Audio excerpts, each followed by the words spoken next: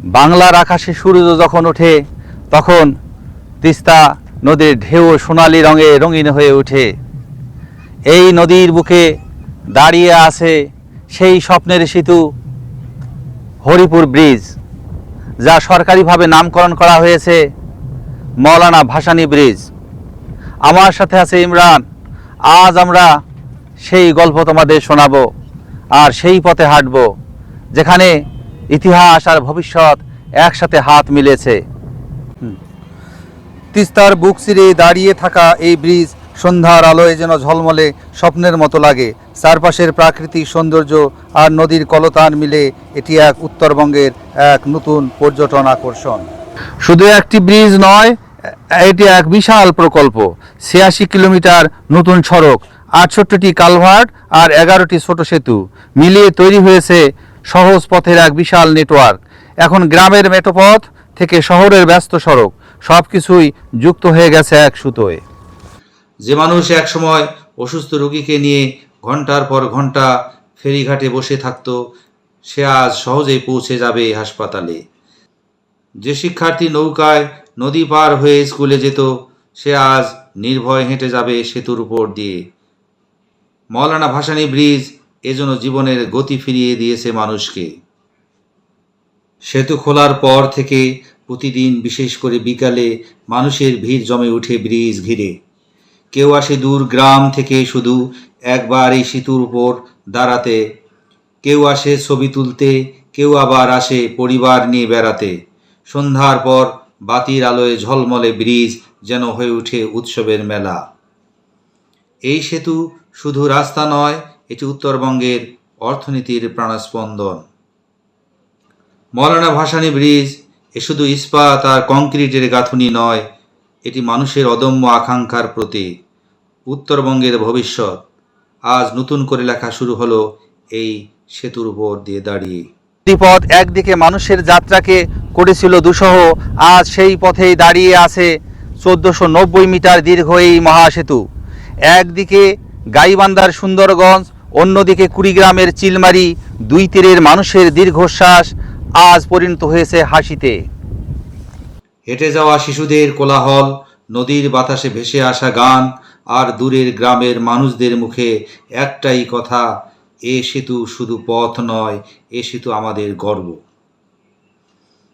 কিন্তু মৌলানা ভাসানী ব্রিজ শুধু এক প্রয়োজনীয় অবকাঠামো নয়, এটি সৌন্দর্যের প্রতীক। সন্ধ্যার আলোয় যখন সেতুর গায়ে সূর্যের শেষ রং মিশে যায়, তখন মনে হয় তিস্তার বুকের উপর দাঁড়িয়ে আছে কোনো রূপকথার প্রাসাদ। আসসালামু আলাইকুম। ওয়ালাইকুম আসসালাম ওয়া রাহমাতুল্লাহি কেমন আছেন? ওয়া বারাকাতুহু। আলহামদুলিল্লাহ, ভালো আছেন? ভালো আছি আলহামদুলিল্লাহ।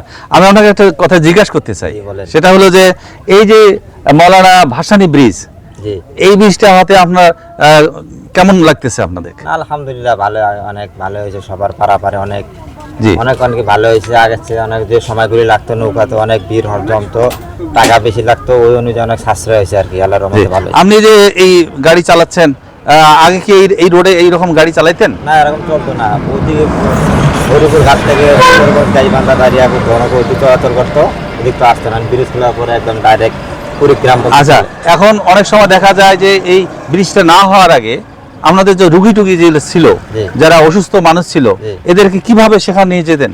কিন্তু অনেক সময় লাগতো, অনেক সময়ের ব্যাপার, কষ্ট হইতো। জি, আর রুগী থাকলে নৌকার পারাপারে অনেক সমস্যা হইতো। দেখা যেত যে মনে করেন যে 10 মিনিটের পারাপারে ঘন্টা 1.5 ঘন্টা লাগতো, 2 ঘন্টা লাগতো, অনেক কষ্ট নৌকাতে যেত আর কি। ভাই আসসালামু আলাইকুম। ওয়ালাইকুম আসসালাম। কেমন আছো? আলহামদুলিল্লাহ, অনেক অনেক ভালো আছি। আচ্ছা, ধন্যবাদ। তা এখন তুমি এইখানে এই ব্রিজ দেখতে আসলে পায়ে হেঁটে, এটার পিছনে কারণটা কি?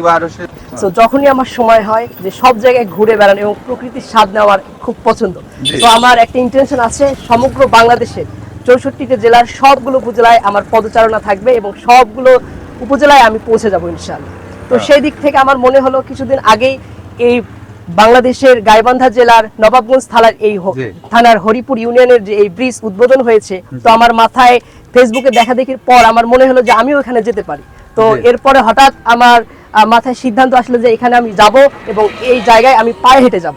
তো গতকাল আসলে জুম্মার নামাজের পর আমি হাঁটা স্টার্ট করেছি আমাদের রংপুরের পীরগঞ্জ থেকে, এবং এখানে হরিপুরে এই যে তিস্তা ব্রিজে আসতে আমি সক্ষম হয়েছি রাত 8:37 বছরের পর বছর নৌকা ও ফেরিঘাটে অপেক্ষার গল্প ছিল এই অঞ্চলের মানুষদের জীবনে। কত রোগী পৌঁছাতে পারেনি সময় মতো হাসপাতালে, কত শিক্ষার্থী পিছিয়ে গেছে জীবনের দৌড়ে।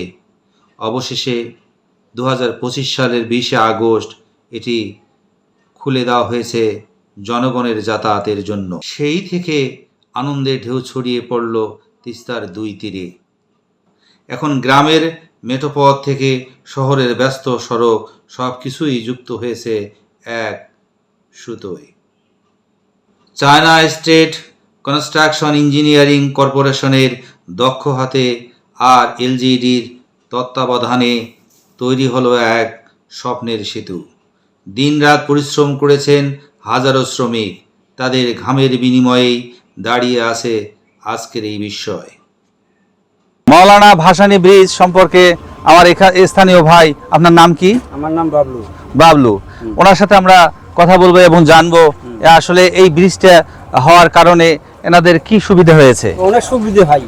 আচ্ছা, ব্যবসার দিক দিয়ে জি, মনে করো অনেক মানুষের যানবাহনের দিয়ে অনেক সুবিধে, অনেক সুবিধে। জি।